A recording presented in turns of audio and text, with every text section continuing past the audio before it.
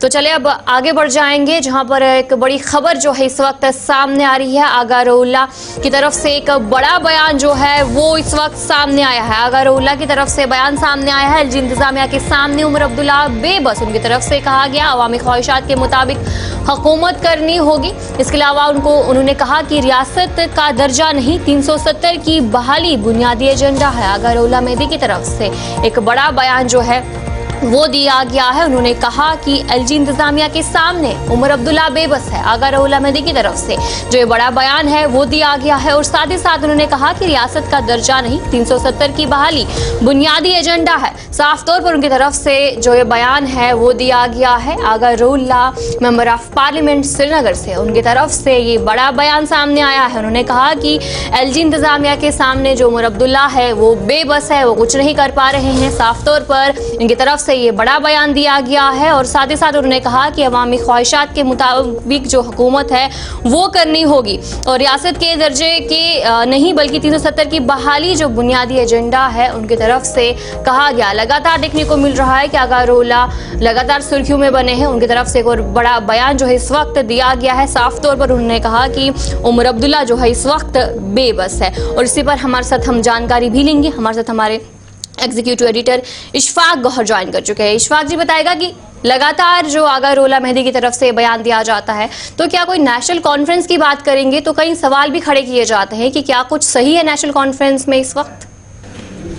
देखिए, जहाँ तक आगा सईद रऊल्लाह मेहदी की बात करें, जो उनका एक बयान कल से बहुत ज़्यादा सुर्खियों में अंदर है और नई दिल्ली के एक बड़े रोज़नामे को उन्होंने अखबार एक इंटरव्यू दिया है जिसमें बड़ी दिलचस्प बातें भी उन्होंने की है और आने वाली जो स्ट्रेटजियाँ हैं या आने वाले दिनों में जम्मू कश्मीर की पॉलिटिक्स क्या अंदाज ले सकती है उसकी कहीं ना कहीं अक्कासी भी उस इंटरव्यू के अंदर जो है वो देखने को मिल सकती है। दो तीन चीज़ें बड़ी इंपॉर्टेंट फैक्टर्स हैं जो आगा सईद रऊल्लाह मेहदी ने अपने डिटेल इंटरव्यू में दी है। नंबर वन कि प्रेजेंट गवर्नमेंट जो है ये रिप्रेजेंट करती है, ये जो जिसकी रिप्रेजेंटेशन लोगों को करनी थी, इनको रिप्रेजेंट पीपल्स विल को करना चाहिए था, वो अभी दिख नहीं रहा है और ये लग रहा है कि ये सेंट्रल गवर्नमेंट की एस्पिरेशंस और सेंट्रल गवर्नमेंट को यहाँ पर रिप्रेजेंट कर रहे हैं। एक तो बड़ी बात ये है।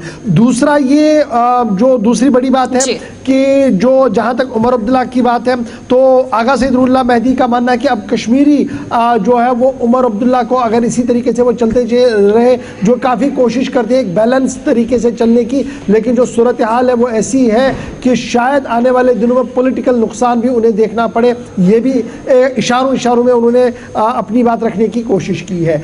आगे चलते हुए उनका ये भी मानना है कि जम्मू कश्मीर के लोग जो है 5 अगस्त 2019 के बाद जो सिचुएशन अराइज हुई है, जिस तरीके के हालात बने हैं, जो आज तक भी चला है, उसके बाद जो ट्रस्ट बिल्डिंग होना चाहिए था वो ट्रस्ट बिल्डिंग कहीं दिख नहीं रहा है और ट्रस्ट जो है वो ख़त्म होता हुआ नज़र आ रहा है।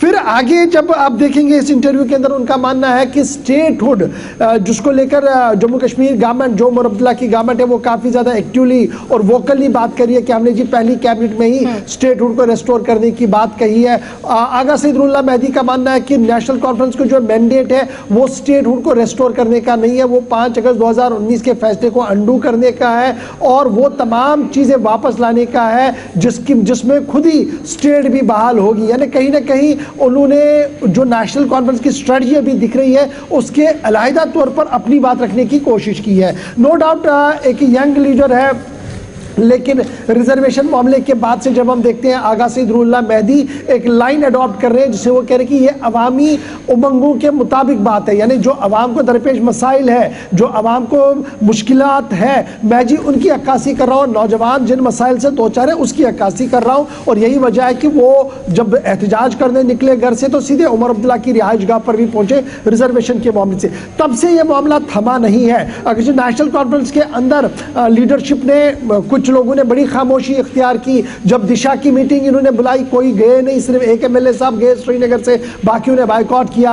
अली मोहम्मद सागर के जो बेटे हैं सलमान अली सागर, उन्होंने सबसे पहले प्रेस ब्रीफिंग के अंदर आगा सईद रऊल्लाह के खिलाफ बयान दिया और कहा कि ये पार्टी के उसूलों ज़ाबितों कवायद के खिलाफ है जी, इस तरीके से नहीं होना चाहिए था। कल हमने देखा एक और जो कैबिनेट मिनिस्टर है उन्होंने भी लाइक दैट स्टेटमेंट दिया है। लेकिन आज जो हम देखते हैं आगा सईदुल्लाह मेहदी का जो बयान है, उनको इन बयानों से कोई फर्क नहीं पड़ रहा है। वो अपने स्टैंड को और कंसोलिडेट करते हुए नजर आ रहे हैं और उनका मानना है कि मुझे जो जिस तरीके से आगा रोला मेहदी की तरफ से लगातार जो इस तरीके के बयान सामने आते हैं, और हालांकि आगा रोला की तरफ से कहा जा रहा है कि वो अवामी मसाइल को हल करने की कोशिश कर रहे हैं, उनके लिए आवाज उठा रहे हैं, लेकिन कहीं ना कहीं नेशनल कॉन्फ्रेंस पर जो सवाल है वो लगातार उठते हुए नजर आ रहे हैं। हर कोई कह रहा है कि नेशनल कॉन्फ्रेंस इस वक्त ड्रामे कर रही है, और दूसरी तरफ आगा रोला की तरफ से अभी जो बयान सामने आया, तो क्या कुछ असर पड़ने वाला है नेशनल कॉन्फ्रेंस?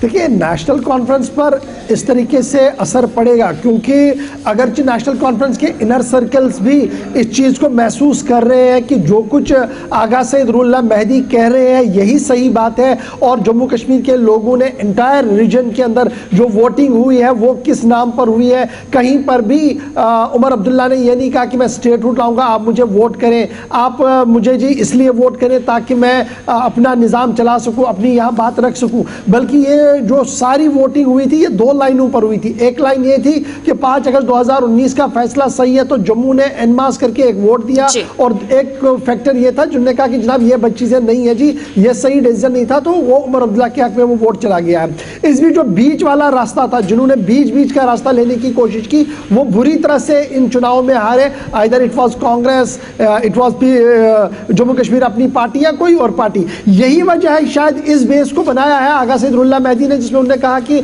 उमर अब्दुल्ला का जो स्टेक है वो पूरा खतरे में पड़ चुका है, और उन्हें बहुत फिक्र है उमर अब्दुल्ला की, क्योंकि वो बड़े सिंसियर है। लेकिन जो हालात बन रहे हैं, ओवर शेडो किया गया है जी LG ऑफिस ने, जिस पर लगातार उमर अब्दुल्ला ये कह रहे थे कि जनाब ऑल इज वेल है, अपने अपने डिफाइन सबको किया गया है। लेकिन जिस तरीके से आगारुल्लाह कह रहे हैं कि और ये कर दिया जी, ओवर शेडो कर दिया, वो ये साफ बता रहे हैं कि 2 पावर सेंटर में पावरफुल सेंटर जो है वो राजभवन है, और सेकंड सेंटर पे उमर अब्दुल्ला है, जिसकी वजह से जो बड़े काम होने थे उनमें भी रुकावटें और देरियां जो है वो पैदा हो रही है। जी चलिए, बहुत बहुत शुक्रिया जानकारी देने के लिए। हमारे साथ एग्जीक्यूटिव एडिटर इशफाक गौहर आपको जानकारी दे रहे थे कि किस तरीके से जो आगा रोला मेहदी की तरफ से जो बड़ा बयान है वो दिया गया है।